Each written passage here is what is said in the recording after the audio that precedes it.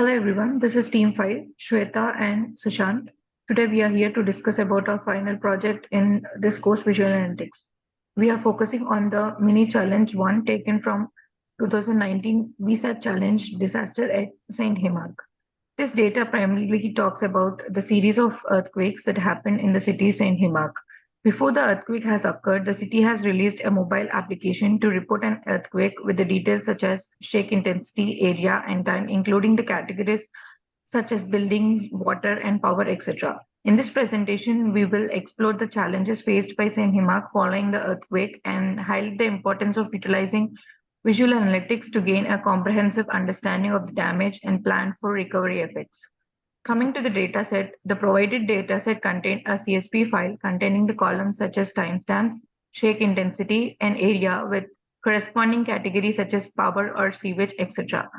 And they used a discrete scale of 0 to 10 to represent the shake intensity, where 0 referred the least damage and 10 represented the extensive damage. You, we, all, we also have a shake map from the challenge to verify the correctness of the intent synthesized data. Here are the analytical questions that we were able to answer from our visualizations. We will be discussing them one after another.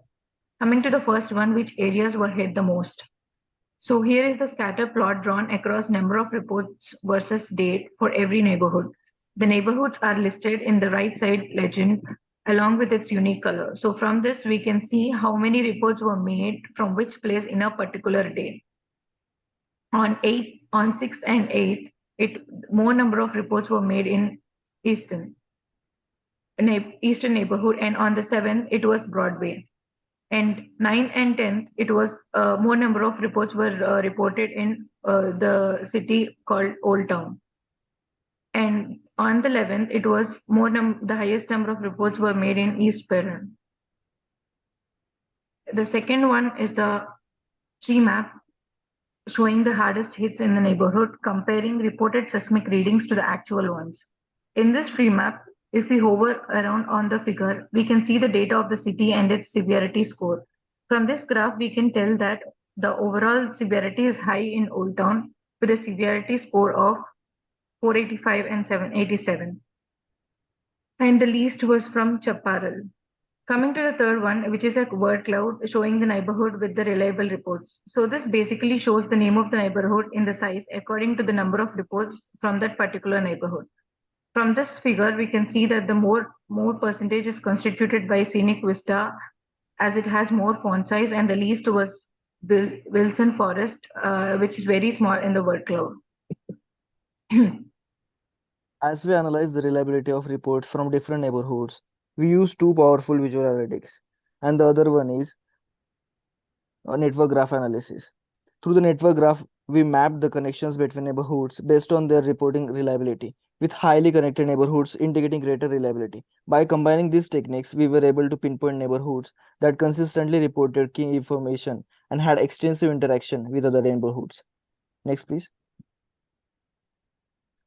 So, for gaining information about which categories are getting affected the most, we created a pie chart. The size of each wedge corresponds to the average mean damage caused by that category. The larger the wedge, the higher the average mean damage of that particular category. The chart allows us to visually compare the relative impact of each category on the city's overall infrastructure. Next, please.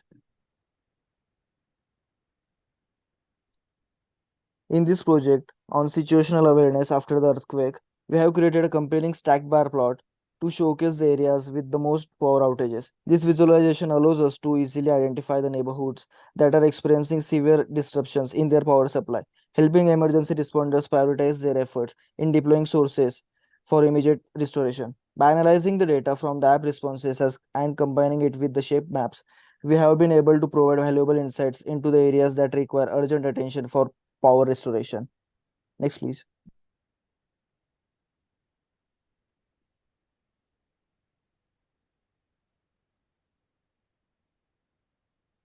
In this slide, we represent a stacked area chart showcasing how the conditions have changed over time following the earthquake. The chart illustrates the progression of various categories such as severe water, power, roads and bridges, medical facilities, etc. We can easily observe the fluctuations and trends in the different areas of concern. As you can see, for date 8, there is a lot of fluctuation, as we can see over here. Next, please. We represent a heat map showcasing the infrastructure damage values obtained from the app responses. The heat map provides a visual representation of the severity of damage across different neighborhoods in St. Himark. The darker shades indicate higher damage values, highlighting the areas that have been hardest hit by the earthquake. By analyzing this heat map, emergency responders can prioritize their efforts. This visualization serves as a valuable tool in triggering their responses and directing their efforts. Next, please. Is there enough data available? After gaining more information about the data set, we come to conclusion that there isn't enough data available. Next, please. So which areas need higher priority for the rescue? So after implementing different types of charts and different kinds of plots, we came to conclusion that these 5 areas need most priority for the rescue. Thank you. Thank you.